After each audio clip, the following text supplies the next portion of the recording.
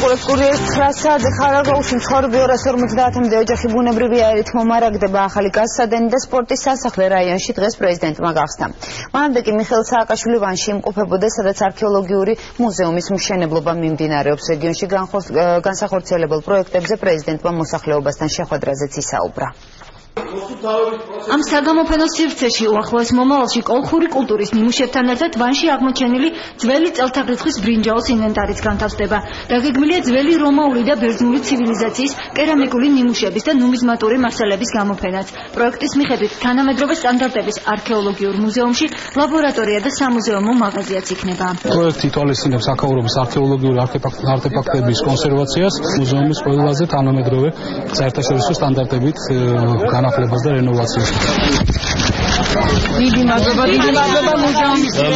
ვანის არქეოლოგიური მუზეუმის მშენებლობა დღეს მიხეილ სააკაშვილმა გაათვალიერა. მოგვიანებით პრეზიდენტი ვანის მოსახლეობას შეხვდა და იმ ინფრასტრუქტურულ პროექტებზე ესაუბრა, რომლებიც რაიონში იგეგმება. თითქმის 10 მილიონი გამოვყავით იმისათვის, რომ ვანს კონდეს თავისი ყველაზე მაგარი მუზეუმი, ყველაზე მაგარი ტურისტული ცენტრი. თქვით პარლამენტი არავის შეჯერო გავაკეთეთ. მარტო პარლამენტი ხო არ არის, მთელი ინფრასტრუქტურა გარშემო. ნახეთ როგორ გავაკეთეთ პრომეთეს გვიმო. როგორ გავაკეთეთ სათაფლია. როგორ ვაკეთებთ ახლა წყალტუბოს, იქნება ერთ-ერთი საუკეთესო კურორტი მსოფლიოში და სულ ორი იქნება ასევე ძალიან მაგარი. სამტრედიის ბალნეოლოგიური კურორტები. როგორ გავაკეთეთ საირმე, უკვე გავაკეთეთ საირმე. როგორ გეცდება ქუთაისში თვითონ ინფრასტრუქტურა, ქუთაის ცენტრი როგორ გაკეთდა. რამდენიმე დღეში მე ვხსნი ქუთაისის ახალ საერთაშორისო აეროპორტს, რომელიც არის თქვენი აეროპორტი ასევე. ხონიც ყველას მიტოვებული ქონდა. ხონში კეთდება ეხლა სოფლიოს ერთ-ერთი ყველაზე ლამაზი კანიონი. აღარ იქნება მიყრუებული და მიგდებული რაიონები. და მე კიდევ მინდა გითხრათ, რომ ბაგრატი ხდება მოქმედი ტაძარი. თავისუფლება სწორედ ისე, რომ ჩვენ ბაგრატი აღვადგინოთ.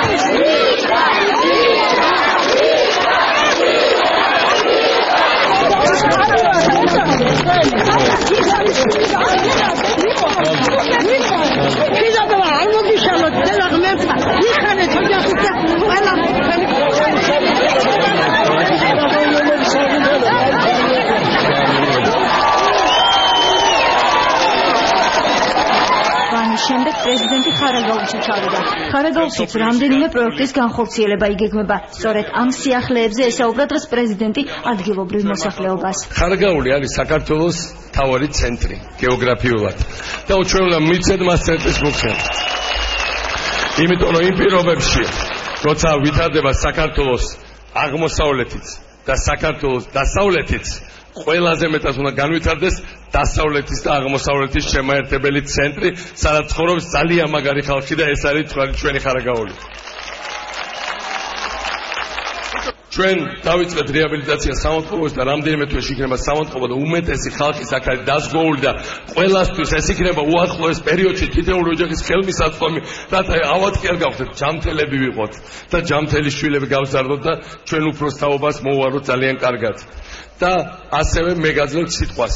დავიწყეთ ბევრ სოფლებში გზები, ყველა სოფელში მივალთ კარგი გზით. თქვენ იცით ასევე რომ ჩვენ ვაკეთებთ დაჩქარებულ რკინიგზას.